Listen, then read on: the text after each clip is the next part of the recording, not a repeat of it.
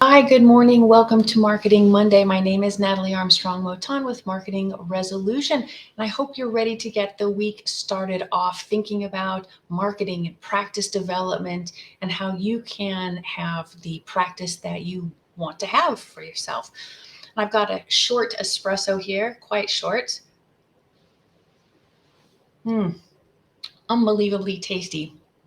It's a short, powerful coffee today because I'm writing, speaking, traveling, working, need a little extra boost rather. And that's how it's going to happen for me. All right. As I'm going through, please feel free to send me a message in the chat. Say hello, say where you're from. Let me know if you have any particular practice development challenges or questions. I'll do my best to create a video just for you.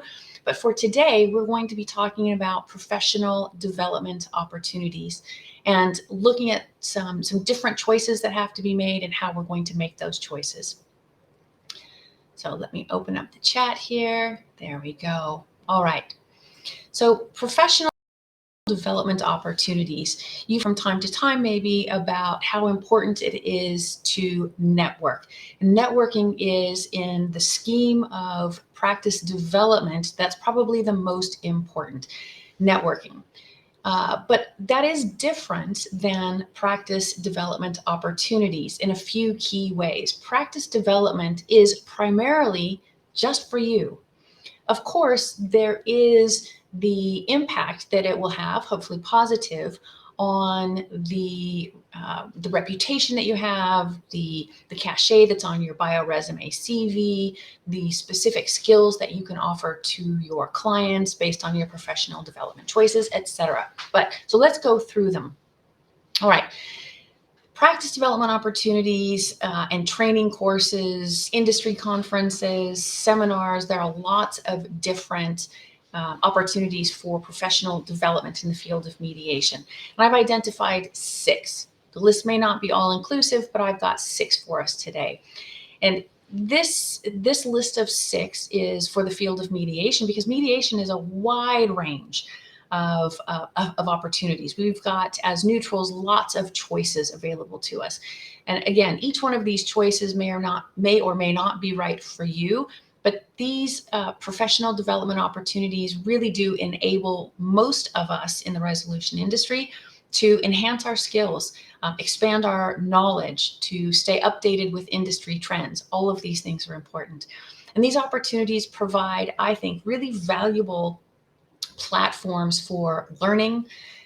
Sure, there's some networking and a lot of professional growth. So let's talk about the first one. And the first one is certificate programs and degrees.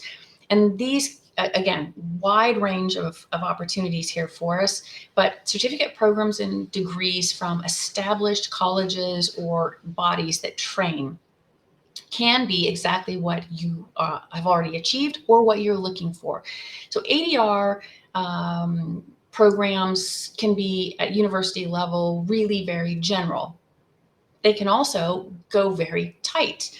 Both are good.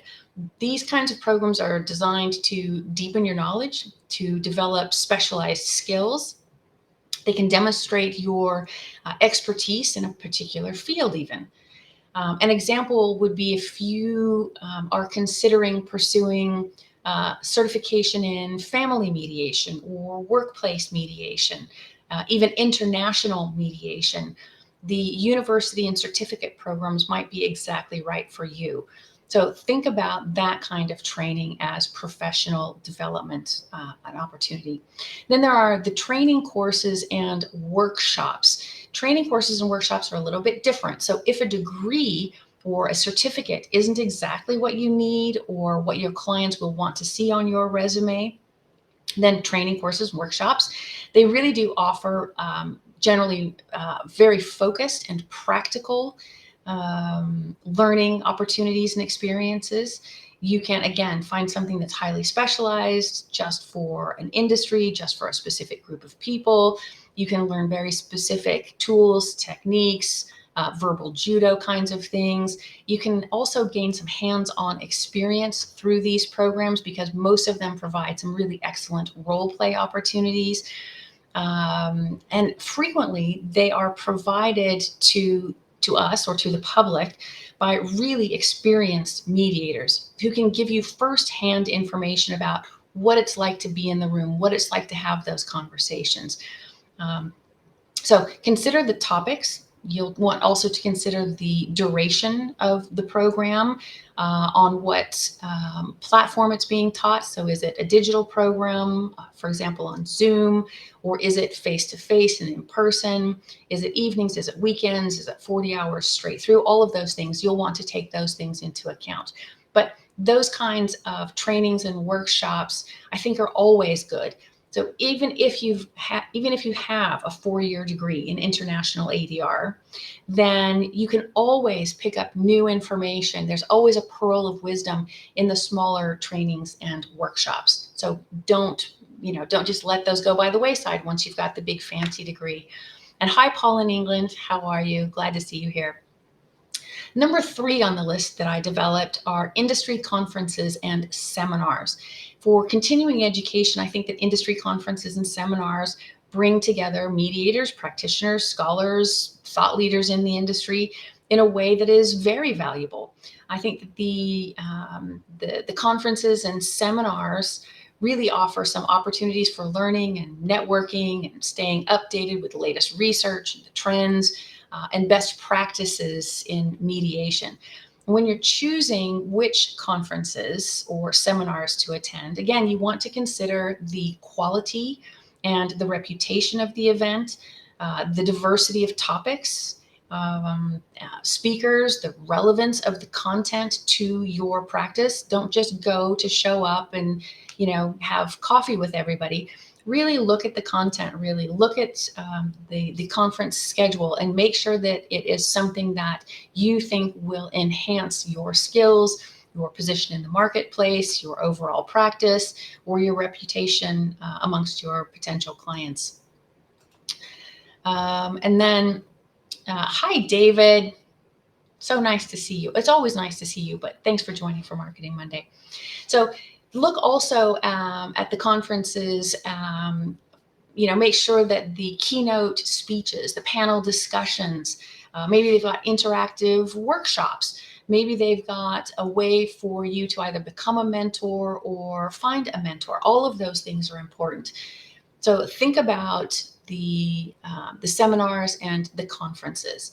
They are generally, very specific, just for neutrals, and they're excellent, right? Then also there are webinars and online learning platforms. There's lots of choices out there, but I think that webinars and online learning platforms provide a really convenient and accessible option for neutrals. They allow each of us to learn from experts in the field. You can engage in interactive sessions if they offer that. Most of them provide really great resources that you can utilize just from the comfort of your own space, wherever that might be, a hotel room, your home office, maybe riding the subway, wherever it is that you are. These online learning platforms are a tremendous way to keep your skills sharp, to learn about new trends, new techniques, new resources that are out there, new technology, all of those kinds of things. So again, you'll want to maybe consider your preferred learning style. You'll want to consider your schedule, and then select the webinars or online courses to make sure that they fit your specific needs, but also how those needs are going to, in the end, be applicable to your practice development, and if they're important to you, are they important to you and your client, or are they only important to your client? Lots of things to consider. Next, I mentioned this a second ago, are peer learning and mentorship, and that's item number 5 on the list that I've drawn up for today. And peer learning and mentorship both offer really valuable opportunities for mediators to learn from and support one another. So participating in study groups, discussion circles, peer supervision sessions, all of these things really allow for you to share your experiences, exchange ideas, get feedback from fellow mediators. And I think that seeking mentorship or offering your service as a mentor, because the best way to learn is to teach, right? And so having these kinds of experiences, I think, is a really important aspect of our professional development journey. Again, when you're engaging in peer learning or mentorship, you want to seek out individuals with diverse experiences. So don't always pick the person that is right in your wheelhouse. Look at others, look at the other ways to communicate, the other ways to manage a practice, other ways that other people do what we do. I think from that, we really gain the richest of experiences. All right, number 6 on my list are professional association resources. Professional associations and organizations in the field of mediation, I think they frequently provide great resources, publications, webinars, and conferences, and all of it is specifically catered to exactly what we are looking for. So you might want to consider joining a really reputable professional association or organization that aligns with your practice area and interests, and that's going to be really key. But they've got tons of resources and opportunities. They've got newsletters and online specialized training programs. They have networking events. They have publishing houses. I mean, lots and lots of different things can be gained from these associations and organizations that are designed for us. It doesn't get much better than that. So when you're choosing, though, professional development opportunities, you will want to maybe consider some of the following. And I've made a list, a little bullet point list for myself to go through the things. Number 1 on my list is relevance. You want to be sure that the opportunity aligns with your professional goals, your interests, and your practice area. So choose opportunities that address really specific gaps in your knowledge or skill set.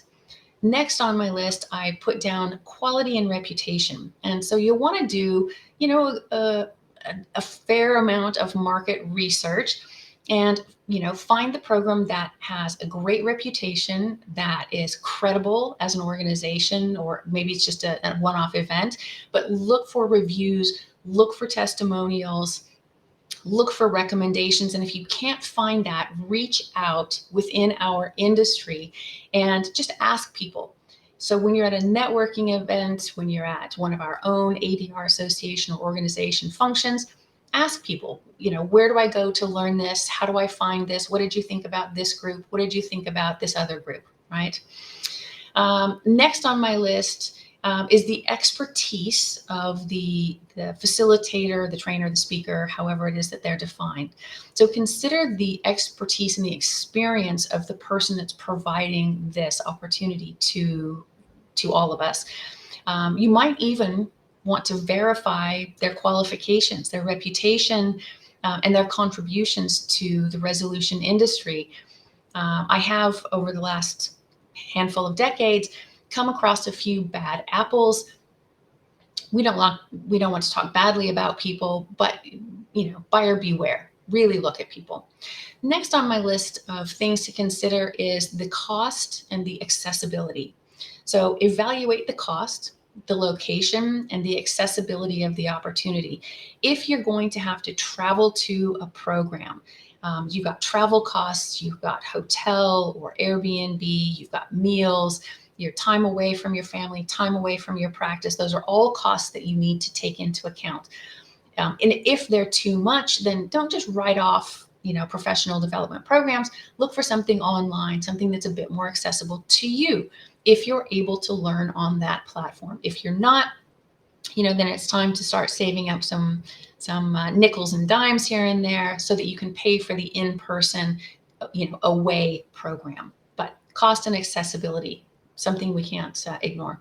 Next on my list is the continuing education requirements. So if you are bound by professional or regulatory bodies, like many of us are, then you'll want to check to make sure that the opportunity fulfills the continuing education requirement or contributes to your professional development obligation. Most organizations and associations that provide these kinds of professional development programs will let you know that they'll provide a certificate of attendance so that you can self-submit, or they are continuing legal education provider, or they are a Society for Human Resource Management provider. but they'll let you know. And so if you're beholden to a regulatory body, be sure that that program can provide you the supporting documentation so that you get the credit for having attended. Now, that doesn't always have to be your priority. Lots of great programs, great webinars, great groups offer things that are not pre-approved or don't give a certificate. And in that case, you want to take them for the knowledge that they offer, and you just don't get credit for that one. Again, totally up to you. And then remember, I think that professional development, it's not just a one-off. It's an ongoing process. This is something that as professional neutrals will never be done. It's not just a 40-hour class, one and done, had the training and I'm off and running. That's a great way to get started. But it's continuing education because it's continuing. We want to always be looking for information about what's new, what's best, what has changed, how can we do better, how can we be better, how can we refine our practices, all of those kinds of things, absolutely important. And I think that actively seeking out professional development opportunities really does demonstrate to ourselves, of course, but also to our clients, that we are committed to excellence, that we are open to and that we embrace and enjoy continuous learning, that we're curious about things and we seek out those answers, that all of these things combined really do make a difference in the growth of your mediation practice. And then, of course, once you've completed any professional development program that you choose, don't forget to update your bio, resume, CV on LinkedIn, on your website, on your actual document, wherever it is that you list your trainings, be sure that it's up to date. And most importantly, although I think continuing education is always valuable, and I'm a big fan of continuing education in the same way that I'm a big fan of always having a book at hand that will provide me additional information about how to be a better speaker, how to network better, how to better manage my money, how to better manage client time, all of those things. In that same way, I think that before you invest your time and your money, both of them are limited resources, think about how any of that interaction, think about how any of that professional development opportunity is going to enhance your ability to serve your clients or help you grow your practice. And of course, professional development, it matters to all of us. It makes you a better neutral, and the better you are at your neutral services, the better all of us are in the industry. That's a great thing. But also, if your professional development matters a lot to your clients or to your prospective clients, it should matter a lot to you too. Clients for mediation, they do read our bios and our resumes. They do look at the information we provide them. It is important to them. As an arbitrator, our arbitrator bios, resumes, and CVs are studied. People really go through the arbitrator bio, resume, and CV. And having these kinds of professional development courses, certificates, webinars, and seminars does have an impact, a positive impact on the way that they see us and our ability to provide great service to them. So that's it for me. I'm so glad that you joined me for a Marketing Monday. I really just wanted to, cover quickly, just those couple of things for professional development opportunities. All right. If you have any questions, be sure that you drop me a note, say hello, let me know if there's anything that you're struggling with so that I can create a video that is specifically tailored to give you the answer that you want. Well, that's it for Marketing Monday. I hope we've got your week started off right. You've got your cup of coffee, you're energized, you're ready to go get them. Take care. Be good humans. Bye-bye.